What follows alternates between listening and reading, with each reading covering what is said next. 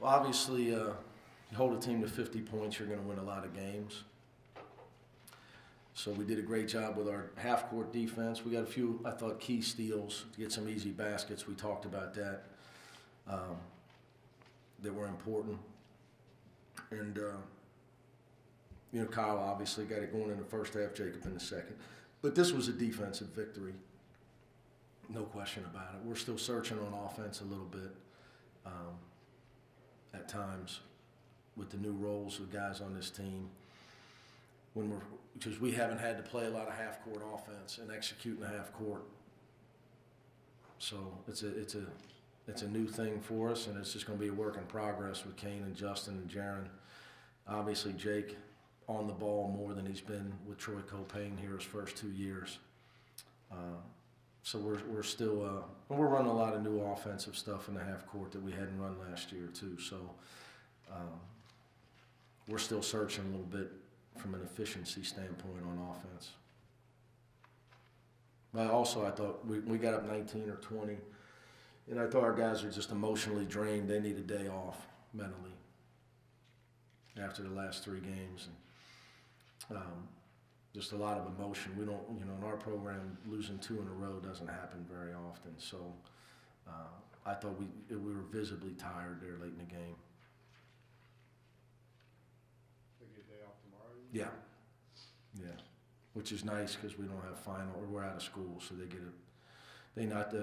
need to get away for a day, get freshened up. This team was 8-0, but obviously they had not played a. No, but they got everybody back, and they got one of the best coaches in America. You know, my respect for Coach Allen is off the map. We go way back. He's a great guy. He's a great coach, and. You know, what the guy did at Pittsburgh is unbelievable.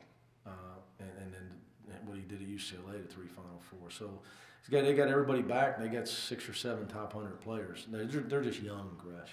They're still young. You can tell, too, when you watch them play. Even in their wins, when I watch them on film, you know, it'll be all out to get a W down there next year, I can promise you, because they're going to have that whole team back. And they're playing a lot of freshmen and sophomores. You know, I think Holman led them in scoring tonight. He's their only guy that plays. It's above a sophomore, I think, of their main guys. So they're just a young team. You mentioned you're still finding yourselves offensively. In the half court. How important was it just to get this win? Oh, no doubt. You know, I knew. You know, I was just concerned about the guys' confidence level. You know, it's hard to shield them from the social media and the outside world. You know, I can shield myself because I don't have it. But it's hard to shield now. It's you know, young people live in that world. You know, and I'm sure the sky was falling in that world because we lost a few games. But you know, we're coaches. You got to worry about how your team's playing, and focus on improving. You know, it's just. We played bad a few games that we won, even though we won by 30. You know, I was unbelievably upset after our last exhibition game against Emory-Riddle. We had 20 turnovers. I mean, we were up 30 and a half, but I was beyond upset. So, for me, my job, the hardest thing this day and age is to keep your guys focused and together after a loss, because the world is coming to an end. In every level, high school, pro, college, doesn't matter. The world's coming to an end. And if you lose 2 in a row, it's really coming to an end. In their world, you know, because they read, they hear, you know, they're constantly, you know, it's just, that's the way it is.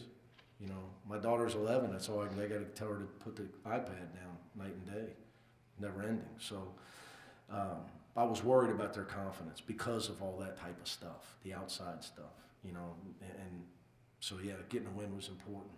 But it doesn't matter. That's the thing. I mean, it matters, but it doesn't. You got to get better. What's the difference? You got to get better. You got to play better to win Saturday. So you got to keep your team focused on improving. And I got a PhD in it, 7 years coaching in the Big East. PhD in it. In the real Big East with Syracuse and UConn and all those guys, like the ACC now, PhD in it. you had to be able to move on to the next game and focus on just, you can't look at your schedule. Bill used to ask me, you know, like this 4-game stretch. You can't look at the schedule. Like, I'm worried about practice Thursday. I got to get my guys to worry about practice Thursday. It's hard this day and age, even with these kids, because I can see some things that I don't like. But I think see maybe guys trying to do too much. Our passing isn't what it was. But everybody goes through it. Once the game starts and there's stat sheets and minutes and points per game and the outside world infiltrates your team, it's the hardest thing as a coach. You cut 7 turnovers off your turnover total. I'm sure that's still too many in your mind, right? Oh, yeah, no doubt. I mean, Gary should never have 4. Well, is that a byproduct of how you're playing or just sloppy? No, it's not a byproduct. It's just very sloppy. Our passing is. But I will tell you, on defense of the guys, we're running a lot of things that we're running this year are new and tailored away from Troy and Kev, where they were really good at certain things, trying to tailor some things more to the guys on our team now. So I think that's a learning process, that our passes are a little bit late. You know, I think, and then, you know, obviously with Keith Williams, he's a freshman. With Kane, he's got to get much stronger with the ball. But I wouldn't just point to our turnovers, Bill. I would point to our field goal percentage as well. Just all, because overall offensive efficiency, which would be like the Ken Palm, you know, your points per possession. You know, it's an area where we have to improve. But that's just part of it. You know, when you get new starting guards, it's going to happen, and you're doing a lot of new stuff. When you get into these half-court games, you'll be really efficient. You know, you're blowing people out, running up and down, shooting layups. You got to run offense. It's a lot harder to be efficient against a Ben Hallen coach team, or like Florida last. You know, teams that they're big and strong and they can play defense.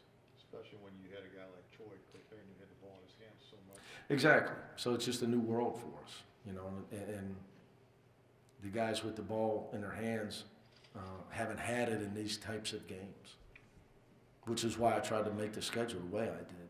You know, I think some people thought he thinks they're great, they're going to run through it. It was the dead opposite. I thought we'd struggle, but I thought we needed it before we get to conference play, because these guys need some reality.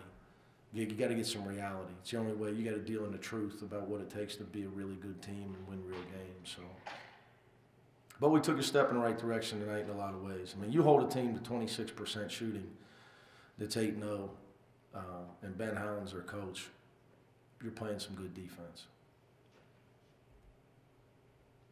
Thanks, guys. A couple times. Yeah, a little bit of that. It was a mixture of everything, honestly. You know, it's my 5th year of college, so I've been through everything.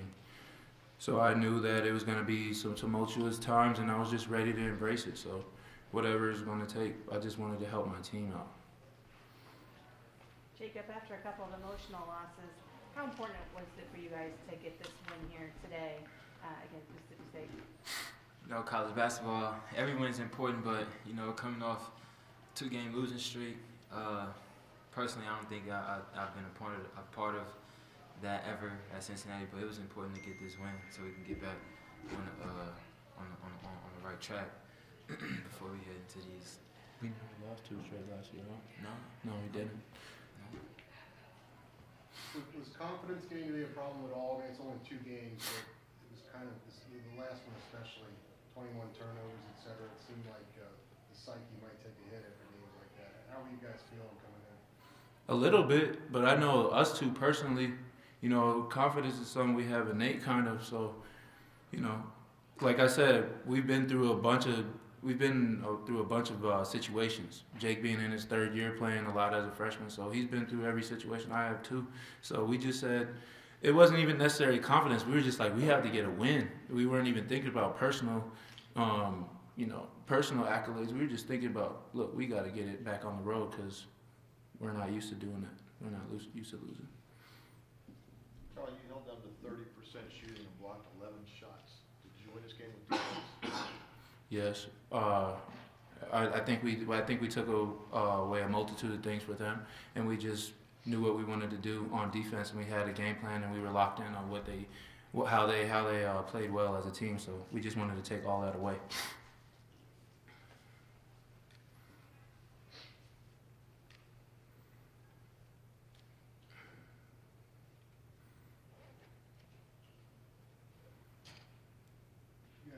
Jake, you guys go out to UCLA now.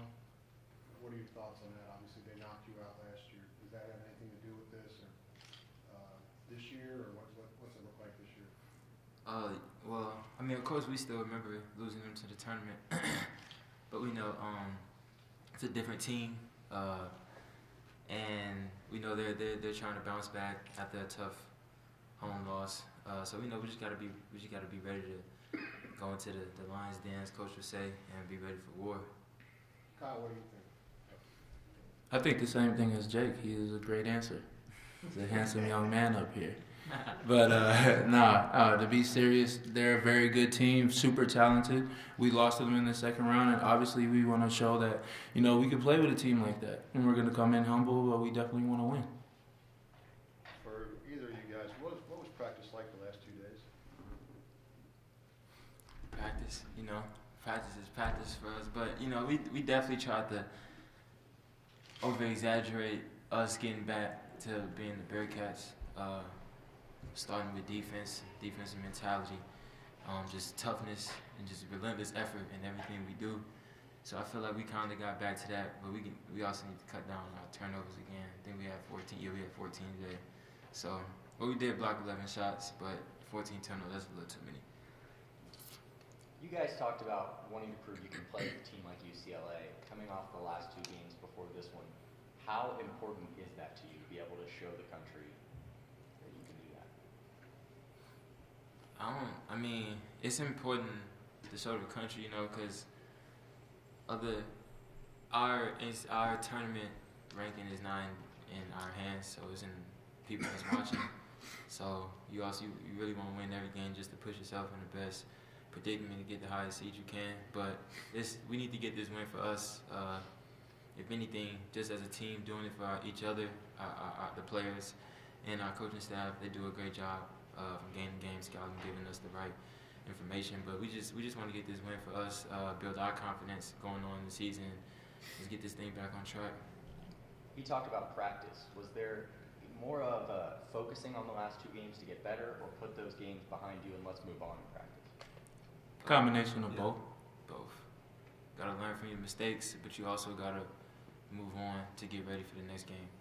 That's one thing about basketball. It's not a week-to-week thing. It's a every other day thing. So you kind of got to have a short-term memory. Anything else? All right, thank you guys. Coach for the Red Ends.